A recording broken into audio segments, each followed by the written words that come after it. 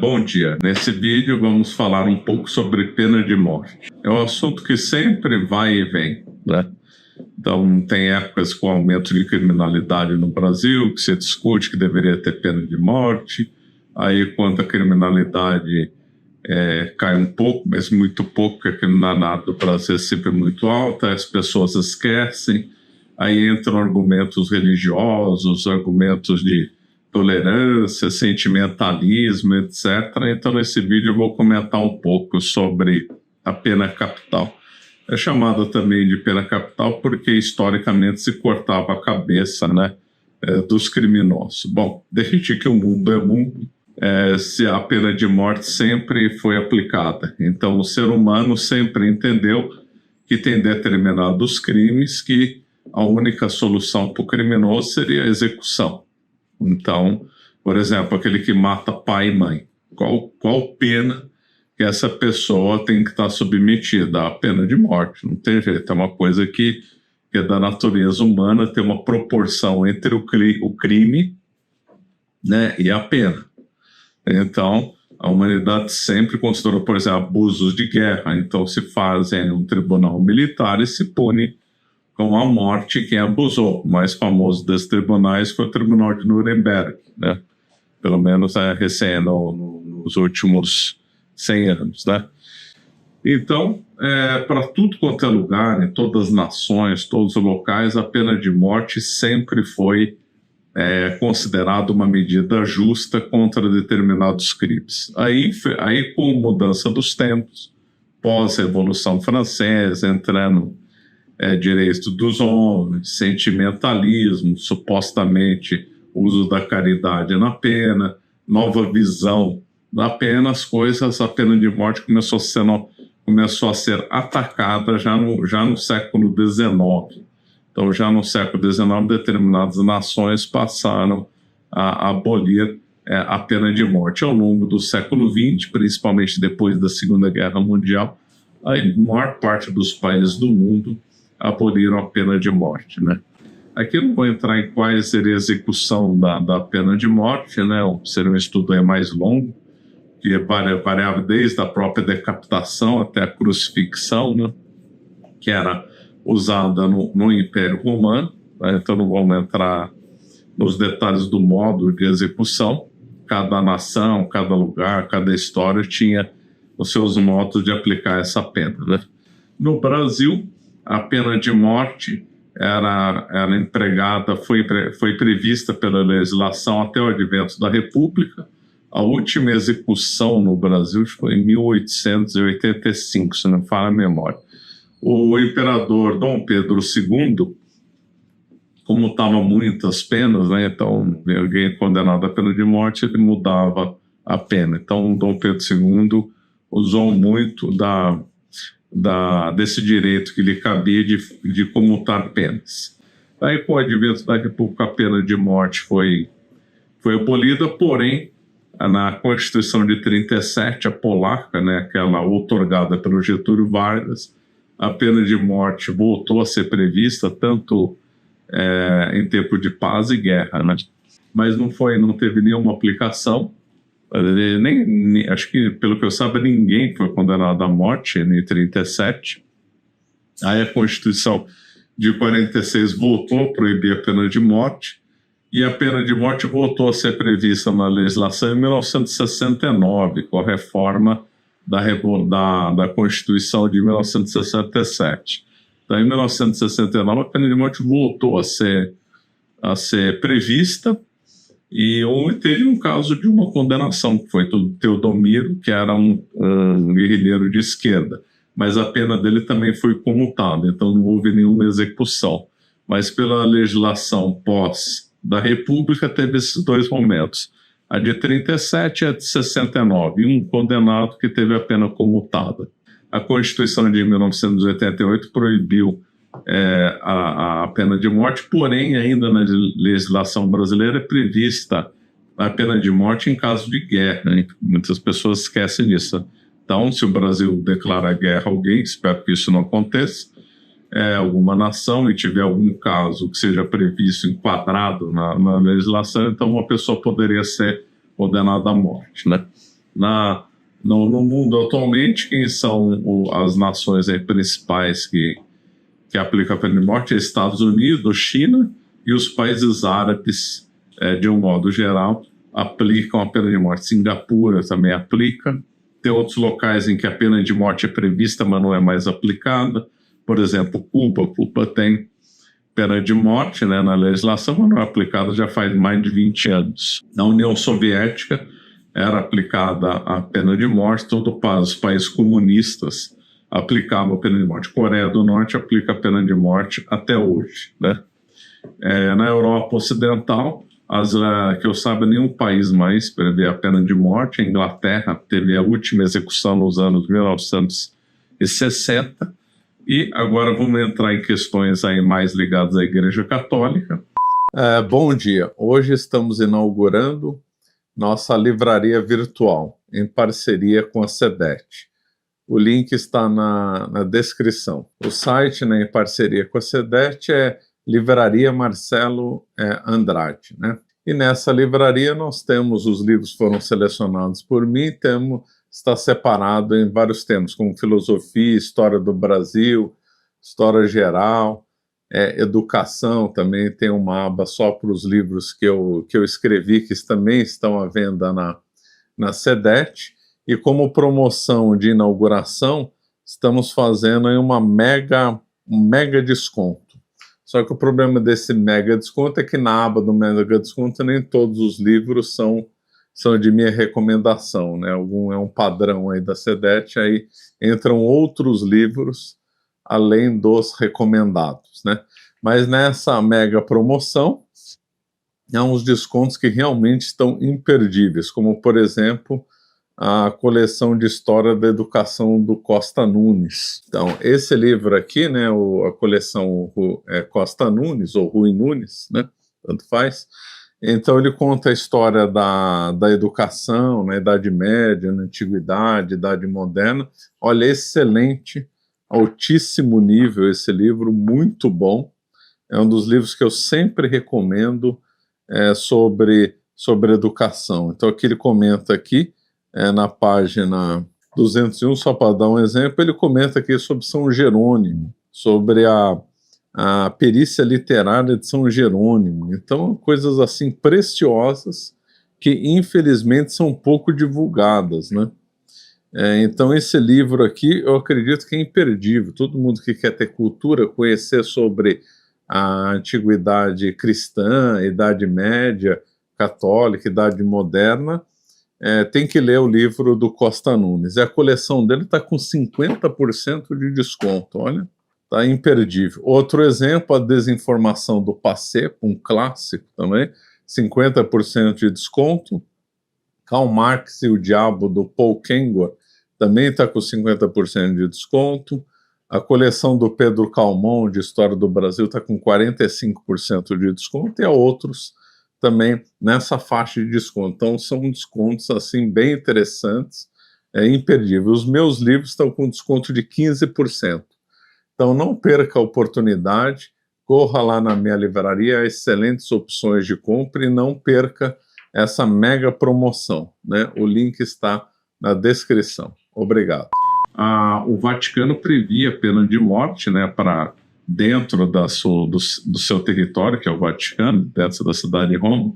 Isso mudou em 1969. Em 1969, o Papa Paulo VI aboliu a pena de morte no Vaticano. A Igreja Católica, enquanto na época que governava, né, na época que os papas governavam o centro da Península Itálica, a pena de morte foi empregada, né? Então, no século XIX, antes da unificação italiana, teve grande uso a pena de morte. Inclusive, tinha um executor oficial no século XIX que teve relativa fama, e teve muitas execuções dentro dos estados papais no século XIX até a unificação italiana. E a Igreja Católica, apesar da divulgação em contrário, sempre defendeu a pena de morte até alguns anos atrás, quando o Papa Francisco fez uma mudança. Então, desde que a Igreja Católica nasceu até o Papa Papa Francisco, era entendida a pena de morte como uma medida legítima, tanto podendo ser aplicada pelos estados como pela própria da igreja, né? Isso nós vemos aí grandes santos que sempre defenderam a pena de morte, como principalmente São Tomás de Aquino, o maior doutor da igreja, que lá se encontram os melhores argumentos. Mas também papas também defenderam a pena de morte, como São Pio V, São Pio X, entre outros, né? O Papa Pio XII defendeu a pena de morte, ele tem um texto muito interessante argumentando aí nesse sentido. O Papa Paulo VI, embora não tenha alterado isso no catecismo, proibiu no Estado do Vaticano. O João Paulo II atenuou os casos de pena de morte, né, deu uma restrição, e por fim o Papa Francisco diz que a pena de morte atenta contra a caridade, etc. e tal.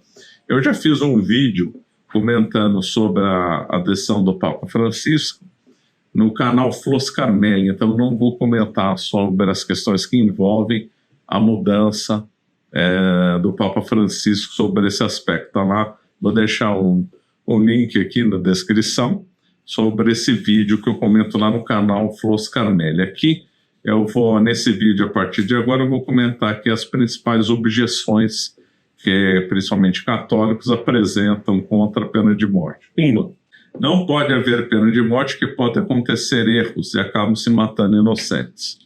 Esse é um erro de raciocínio, porque o abuso não tolhe o uso, né? Então não é porque existe a potência de erro, ou mesmo que esse erro leve à morte, que você vai proibir o uso de alguma coisa. Então teria que se proibir avião, por exemplo, de voar. Esse avião vai cair algum dia, vai matar a gente, então não poderia ter avião, não poderia ter moto, não poderia ter carro. Então, é um argumento que não faz o menor sentido. No mundo jurídico, nós temos esse brocário, né? Latino: abuso não tolhe o uso, abuso não tolhe te uso. Então, não tem sentido se proibir qualquer coisa tendo em vista uma potência de erro ou alguma coisa que pode acontecer. Mas isso aí não faz o menor sentido. Segunda objeção: o erro não justifica outro. Aqui já começa um problema de lógica, né?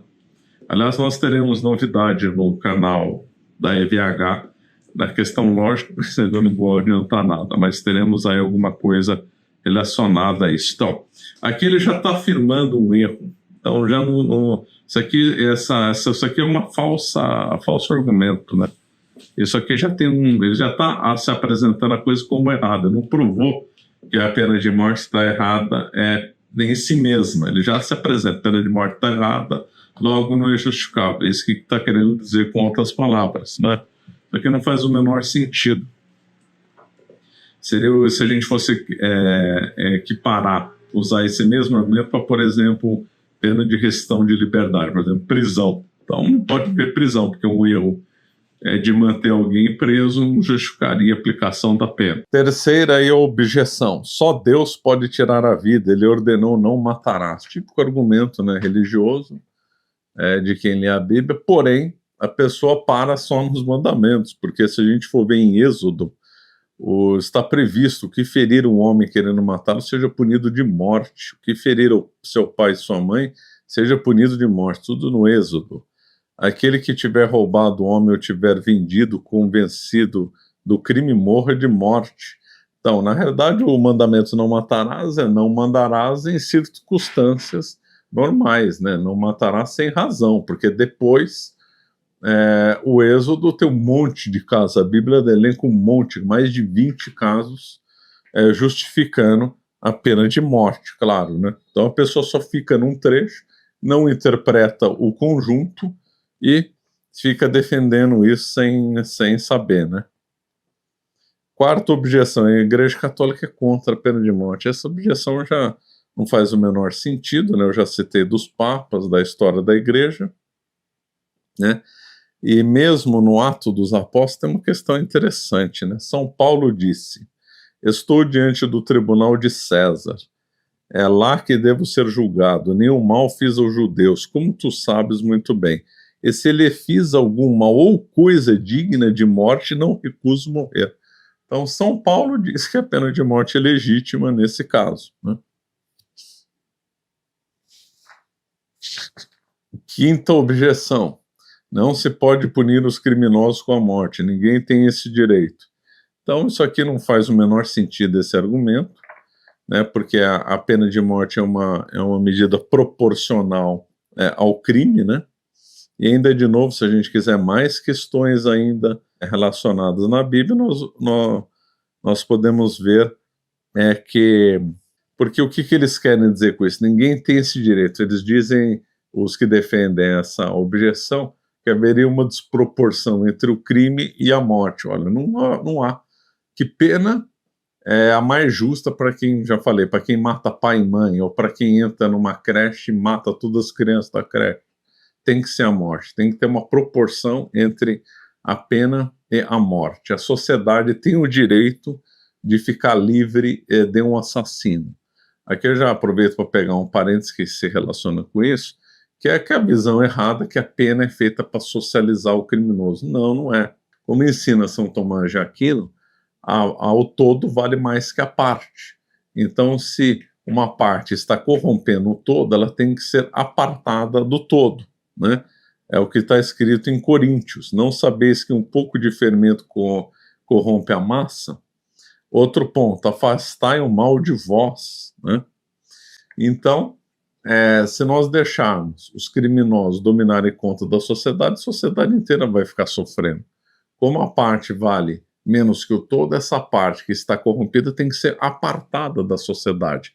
Então, a função número 1 da pena é separar o criminoso do resto da sociedade, né? Socialização é uma coisa que surgiu depois na história do direito criminalista, se for possível, porque também tem muita gente que é irrecuperável, e se o crime que ele fez não for digno de morte, né? Então, uma visão completamente errada da pena, achar que a pena é para ressocializar. Não, a função da pena é separar um criminoso da sociedade para que ele não faça mais crimes. Esse é o objetivo principal da pena, né? Eu não estou dizendo que todo crime teria que ser digno de morte, claro que não, né? Só os mais graves, como sempre foi defendido pelos grandes santos, estudiosos do tema, claro. Sexta objeção: pena de morte não resolverá nada. Então o pessoal diz que a pena de morte até aumentaria a criminalidade. Então, isso é uma visão completamente sem sentido. Há uma proporção, a criminalidade aumenta conforme a punição para os crimes vai diminuindo. À medida que aumenta a punição e eficiência da polícia e do poder judiciário, a criminalidade diminui. O Brasil tem alta criminalidade porque tem penas brandas e porque, infelizmente, nem todos os criminosos são levados a julgamento. Existe aqui um outro argumento contra a pena de morte, um argumento muito frágil, claro, mas que, infelizmente, pegou no Brasil, que é aquele argumento que se diz aqui em Minas Gerais: não se pode punir o criminoso com a pena capital porque a culpa é da sociedade. A pobreza que causa a criminalidade, são traumas psicológicos que causam o crime e por aí vai. Uma conversa mole completa. Por quê? Porque não é porque a pessoa teve trauma psicológico, se é rica, pobre, se é remediada, cometeu um crime, a culpa é dos outros. Não, não é. A culpa do crime é da pessoa. Os outros não têm culpa se ela teve algum trauma, se ela é pobre, rica, remediada e por isso cometeu algum crime. É uma coisa completamente sem sentido colocar a culpa nos outros, na sociedade, por uma pessoa ter cometido o crime. Esse argumento, no fundo, é fruto da Escola de Frankfurt.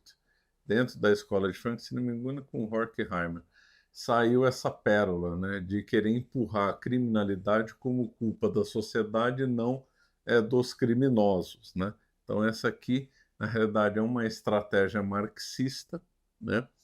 É uma estratégia para tentar minar o sistema, dizer: olha, o capitalismo produz a criminalidade, olha, a desigualdade social produz a criminalidade, só o comunismo vai poder consertar a sociedade, só o comunismo vai evitar a criminalidade e tal.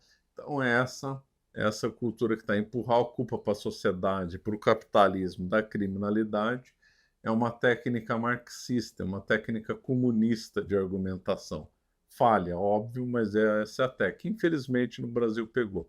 Em países comunistas, União Soviética e outros locais, na União Soviética, se dizia que teria zerado a criminalidade. Por quê? Porque como a criminalidade era fruto do capitalismo, então no paraíso socialista não pode ter crime. Então, de forma na base da estatística, da canetada, se zerou a criminalidade na União Soviética. Então, por dados oficiais, não haveria crime na União Soviética. Se não me engano, na China, do Mao Tse Tung, quando acontecia um crime, a culpa era do capitalismo, então o criminoso tinha que ser reeducado para o comunismo. Então, todo mundo que é comunista não cometia crime na China do Mao Tse Tung. Só cometia crime aquelas pessoas que ainda estavam viciadas pelo sistema capitalista. E aí, então, tinham que fazer uma reeducação.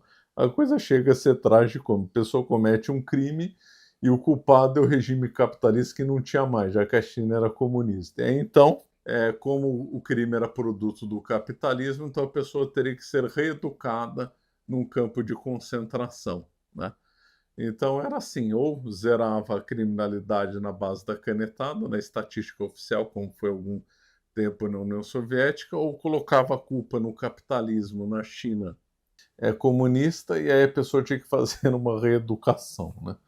Bom, vamos ficando por aqui. Isso aqui, o objetivo desse vídeo só foi apontar alguns argumentos pró pena de morte e rebater algumas objeções. Não tenho a pretensão de esgotar todos os argumentos, né? Vou deixar aqui no link desse vídeo um artigo que eu escrevi sobre a pena de morte e também um outro vídeo que eu fiz no site do Floss Carmelli. E antes de encerrar, é com felicidade que anuncio que nós temos aí uma livraria virtual que lançamos agora recentemente. A livraria leva o meu nome, né? Livraria Marcelo Andrade, em parceria com a CEDET. Então lá tem vários livros, né? Vários temas, filosofia, história, nova ordem mundial, marxismo, etc. Foram livros que eu selecionei e já estão disponíveis para venda. Não perca a oportunidade de comprar livros com desconto, porque no lançamento dessa livraria em parceria com a CEDET, nós estamos aí com uma mega promoção com descontos que vão até 50%. Então não perca a promoção.